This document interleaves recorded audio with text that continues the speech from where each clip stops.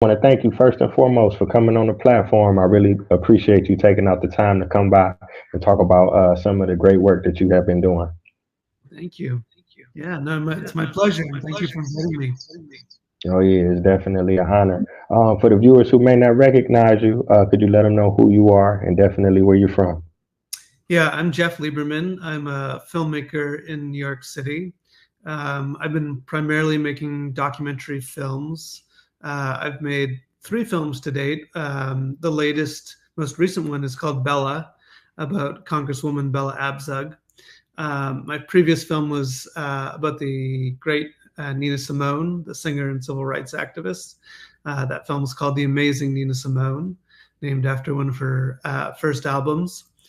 And my first film was called Reemerging the Jews of Nigeria, which is about the Igbo people of Nigeria, and specifically a select group of them who are practicing Judaism, unbeknownst to a lot of the rest of the world.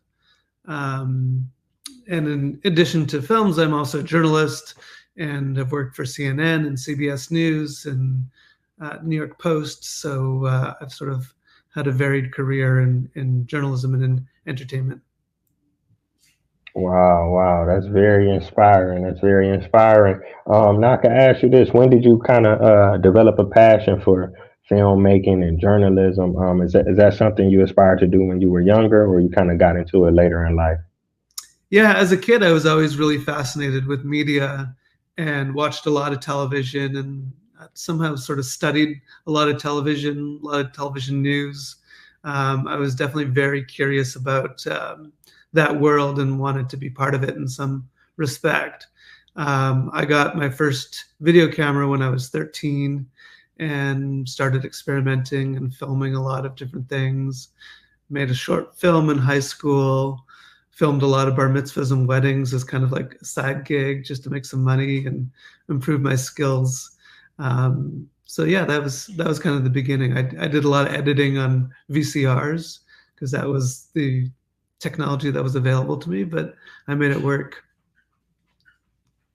Wow, that's real cool. That's a good idea, for a young person to, have that tenacity and that creativeness to utilize, your passion and make a couple extra dollars on the side, and you still doing it. Look how far it have brought you worldwide. That's what Yeah. I sort of tell a lot of young filmmakers is, do experiment as much as you can and don't wait for anyone to tell you that you can do it or you have the permission or the money. Just start experimenting and see how things go and see what you can create. Definitely, definitely. Now you had mentioned working for CNN. If you could talk about that, how did you end up working for them? What was that experience like? Cause CNN is like probably one of the most recognized news stations on earth. Yeah, I actually had two different experiences with CNN. The first was in 1999. I applied to be an intern at the network when it was still mainly based in Atlanta, and New York was kind of a smaller bureau, basically. But I had met a producer at a radio and television conference, so I really admired what she was doing. Rose Arce is her name, and her and correspondent Maria Inihosa were covering a lot of um, news and events from New York City that focused on social justice and civil rights. They covered a lot of broad news topics in addition to that, but there definitely seemed to be a feeling that they were covering issues of injustice from police abuse and topics like that. Things that I really wanted to also kind of invest my time and energy into. So I worked with them for a few months over 99 and 2000 and was also there for the uh, Y2K when the millennium turned over and had a press pass in Times Square and really kind of got to see a lot of things up close as a 21-year-old and really engaged with wanting to be in that world. More recently, I got hired on as a senior producer at CNN Plus, which was their entry into the streaming world, and it was kind of a short-lived project. but I spent about 5 months working for them and produced a film for their documentary unit called Taking on Taylor Swift, which was about two songwriters who had sued Taylor Swift for copyright infringement over the song Shake It Off. And we used that case to really dive into why there were so many copyright infringement cases happening in the music industry at this time, and really kind of delved into that whole world and how is it possible to really have original music these days. Yeah, definitely. That's a interesting subject because you hear it all the time. You hear musicians or up and coming musicians or people say they stole my song or they didn't pay me or I wrote that song, and you never know. Sometimes it could be true, and sometimes, maybe it could be a coincidence. People, in the same era, same time, thinking about the same thing. So. True. Yeah, yeah. Now I wanted to ask you about this. I was checking out your profile on Wiki. I don't know how true it is, but I guess you had some involvement in the coverage with the young man from Africa. He was a student, I believe, in New York, and he got killed by the police. Yes, Amadou Diallo. That's what I was referring to when I was talking about my interning with Rose Arce and Maria Hinojosa. They were covering that story quite closely, and that was a big turning point in holding the police accountable, the NYPD accountable. A lot of people really took to the streets to protest that unjust killing, and really tried to hold the police accountable for that. And there were a few other cases that also were around that time that really showed how there needed to be more police oversight because things like that were happening, and really to the detriment of the city and to its population. Yeah, definitely. I remember that story. I was a lot younger, but I say that to say I don't know if I told you I'm currently in Ghana. So a lot of Africans they have this dream to come over to America, and sometimes they don't see the other side of it. And then I could ask you this: what are your thoughts on the current I guess, situation with holding police accountable and police brutality since then? That was 1999. You had George Floyd, and I think a young lady recently, she got killed by the police. She called 911, and, things just went wrong. Yeah, it seems to be an ongoing issue. I was very involved in protesting during the George Floyd protests, and felt it really was a pivotal moment in terms of holding all police departments accountable, because clearly the issue had gone to such a degree that people were losing faith in the police, and people wanted to defund the police in a lot of cities because of these issues that were happening, but also this idea that the police were just approaching situations incorrectly, that they were funded to a large degree, but they were using that funding to militarize and to take a very aggressive stance against the communities that they were policing. And there were a lot of people like myself and others included who felt like there were ways to go about policing that were more community oriented, placing officers in the community to get to know the members of the community and be able to de-escalate situations as opposed to escalate them, and to bring in people who have training to deal with people who have mental illness or suffering a mental break. And that a lot of these situations of extreme violence were happening when they could have been avoided and they could have been de-escalated by trained professionals. And so that obviously continues to be a significant factor, significant issue. And as you point out, just last week or 2 weeks ago, a woman was killed in her own home, and could have been completely avoided. And the police should have training to avoid those situations and avoid using violence. And so those stories are still very, very important, and change is still needed. Yeah, definitely. I wanted to ask you about your first film, The Jews of Nigeria. What exactly inspired you to even, pursue a topic like that? And what is the connection between the Jews and the people of Nigeria or Africa in general? Sometimes you hear about the East Africans, maybe Ethiopia, but not so much Nigeria. Well, I think each country and each ethnic group may have their own connection to Judaism. It's not necessarily that each connects the same way. For example, the Ethiopians have very concrete ties to the Jewish people and to biblical Jews, different from the Igbo or Nigerians in general, and that may be they have similar connections, but those haven't been found yet. So there's still a lot of theories as to how the Igbo may connect to the Jewish people. It could just be from exposure to travelers through the Sahara, through the Sahel, traders who had come through and exposed them to certain things.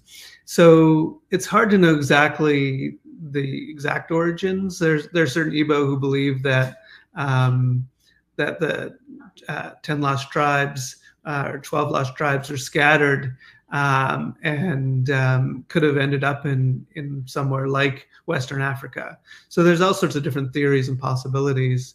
The thing that I thought was more interesting and more compelling was two things, basically. One is that the Igbo have a lot of similar cultural traditions and similarities in language between what the Igbos traditionally did and Jewish culture, like circumcision and certain eating and dietary requirements, restrictions, certain life cycle events, certain ways that women are asked to observe certain traditions during their menstrual cycle in Igbo culture, very similar to what very traditional Jewish people do.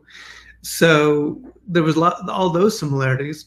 But the most compelling thing I thought was that here is a group of people who are practicing Judaism unbeknownst to the rest of the world, really.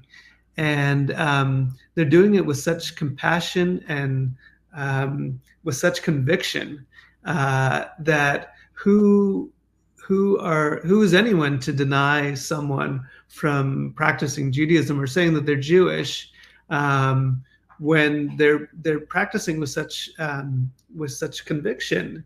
And this is with very few resources. I don't know if it's the same is true in Ghana, but in Nigeria, I was told that it was very difficult to find Jewish items, that you can't just order things on Amazon, that credit cards aren't a thing, that basically you're limited to what's available in your area to purchase. So Jewish people like myself, often like pick and choose when we want to practice Judaism, when it's convenient, when it's available, when it's interesting.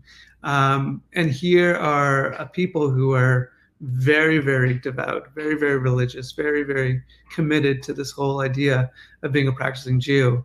And so therefore I wanted to sort of present that idea as like, okay, here is a people who are really committed to this practice and religion and continuing the traditions.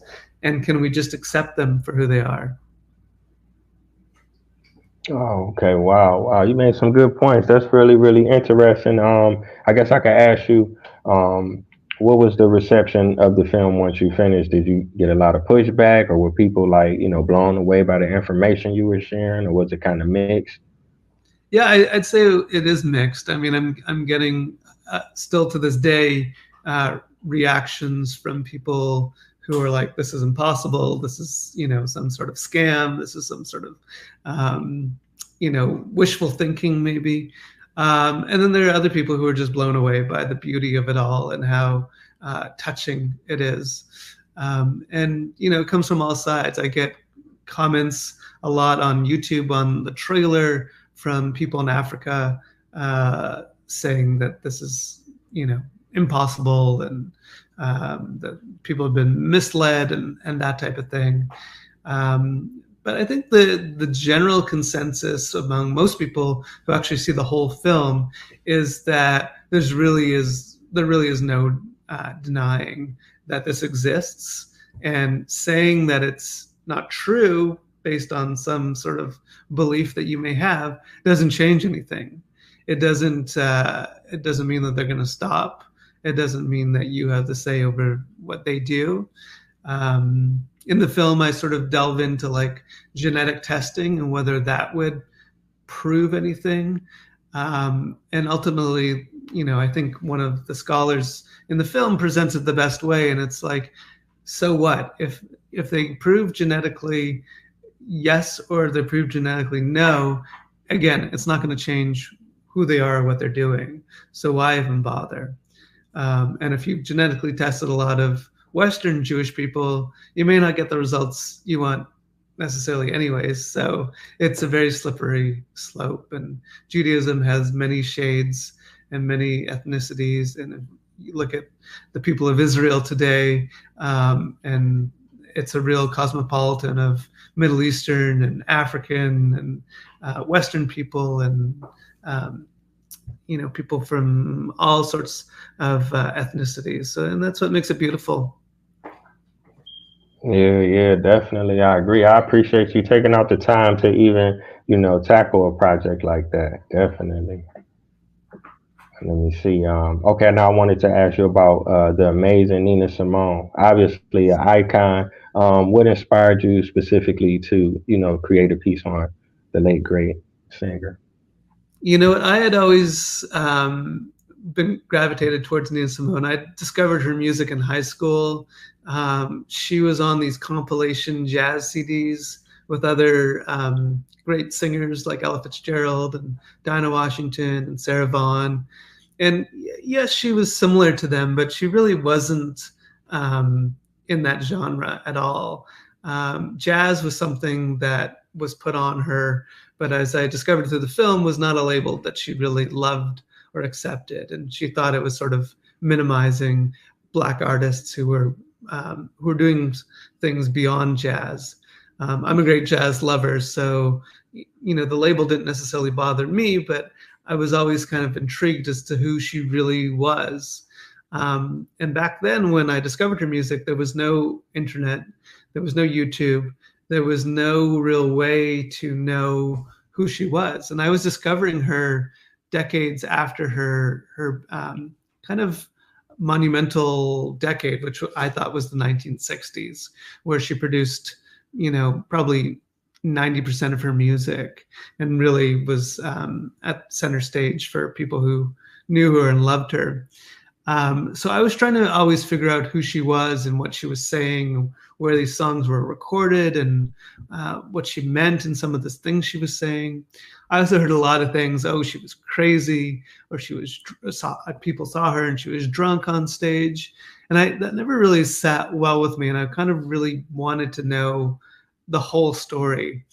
And as I read a few books about her, I discovered a much more nuanced version of who she was, and this great artist and this classical pianist and this woman whose dreams were sort of dashed by institutions that didn't recognize her talent because of her race or her gender or her attitude.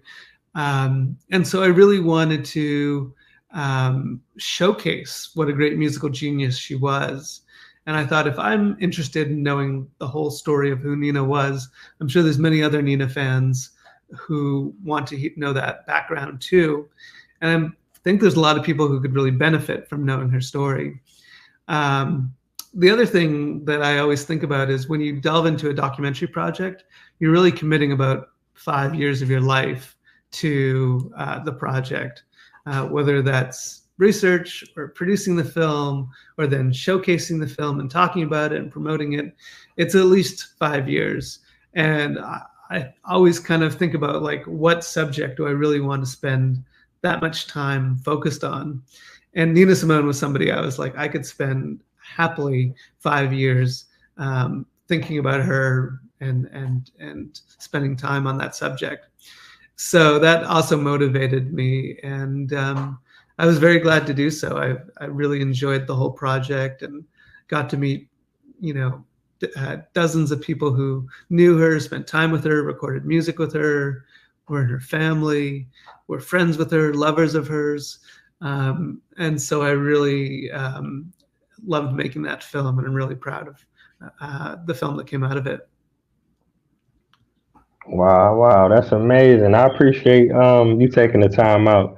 5 years, that's a long time. A lot of I guess consumers or fans we take for granted. We watch a documentary, maybe an hour, maybe 2 hours, but we don't realize how much time is put into that 2 hour project. And for you to take 5 years out of your life, obviously to do something you love and research somebody you admire, that's definitely that's phenomenal, man. That's definitely phenomenal. You gotta love it to do it. But I love making documentaries. So the time flies by in some respects, although you always want it to come out faster and to get it into people's hands quicker. Yeah, yeah, definitely. Now I can ask you this: after you completed a project like that, like you say, you get to know the friends, the family, or people that may have worked with her or whatever. Does that change how you feel about the music? Do you feel more in touch and in tune with it, or does it sound better to you? How has that affected you as a fan? I'm always a little worried that if you work on something that you love, that eventually you fall out of love with it, because either you associate it too much with work, or you discover something about it that you thought was magical, and then it turns out it was a fluke or an accident or something like that. I haven't had that too much. Occasionally I hear Nina Simone's music come on, and I'm like, it's bringing back memories of like editing with that song and like challenges I faced. But generally, I love Nina's music, and I have a deeper appreciation for it because I know what went into it. Just the same way, like I told you, what just went into a film and how much labor and love goes into it. I suddenly have a new appreciation for songs of Nina Simone's because I know how much struggle went into it, or how many deep-hearted feelings went into it. I love the story of her writing Mississippi Goddam, which is such an iconic Nina Simone civil rights protest song. And the story that Nina told was that she heard about the 4 young girls in Birmingham being killed in the church bombing, and immediately went into her garage or basement and started trying to figure out how to make a gun, because she was so irate. She was so angry. It really was the tipping point for her. And her husband at the time, Andy Stroud, basically said, "Okay, Nina, stop. Your power's in your music. It's not in a gun. It's in the piano. It's in your songwriting. Go to the piano and write a song about this." And she said, "Mississippi Goddam" just poured out of her. And she performed it, a few weeks or a few months later at Carnegie Hall to a majority white audience. And, it's a very strong message that was even stronger in 1963 when people weren't saying the things that she was saying, especially as a Black person, as a Black woman, especially on the stage at Carnegie Hall. I mean, she was taking chances and had this bold courage that was really phenomenal.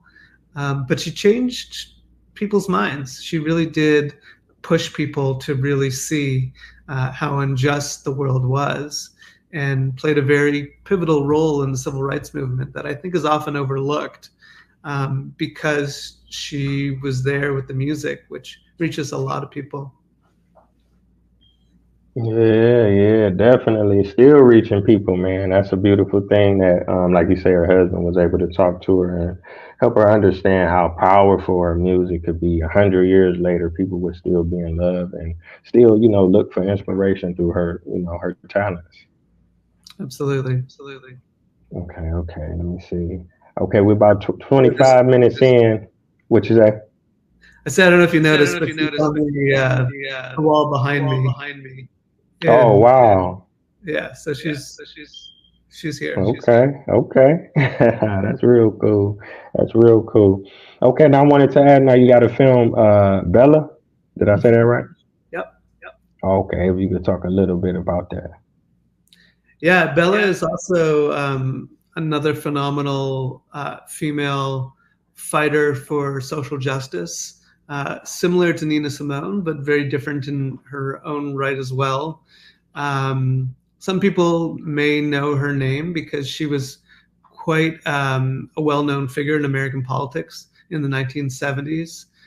Bella Abzug was a lawyer who was a big anti-war activist and involved in politics in New York City, and decided in 1970 that she was sick and tired of supporting men who said they were going to do certain things and then didn't, and often got into power and sort of sat back and didn't do the things that they were really committed to do or were elected to do, or were just incompetent. And she said, I'm going to run for office and do a better job than any of these guys. At the time, there was only roughly 12 women out of the 435 members of Congress, roughly like 3%. I mean, women were not a sizable or significant number in Congress. And one of our country's most esteemed lawmaking houses, where it's supposed to represent the people. And here, 3% of Congress was barely representing the 50% of women that really existed in the United States in the 70s. So Bella ran for Congress from the streets of Manhattan, from the West Village and Greenwich Village and Lower East Side, where this district that she lived in existed.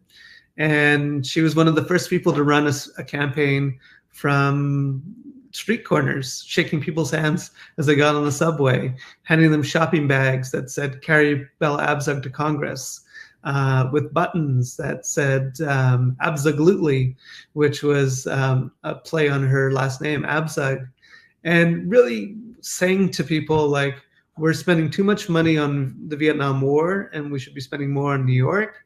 And, there's all these injustices in the world, and I'm going to fight for you. And if you elect me to Congress, and we're going to get more rights for women and for gay people who made up a large part of her district, and for the working class, and for people of color. She really saw a very broad community group that was underrepresented in Congress and other places of power in the United States. And she said, I want to represent you. And she got elected. And she went to Congress in 1971, and she served 3 terms and became a very powerful figure in American Congress. She was very well known because she always had a trademark hat, and the hats would really distinguish her. She had a real Bronx attitude where she came from. She had a swagger. People talked about, like, she would march down the street in always a very determined way. And she went on to become a real big figure in combating President Richard Nixon, who was seen as kind of misusing power, as we later found out in Watergate, and continuing a war that really had no merit and no victory in sight.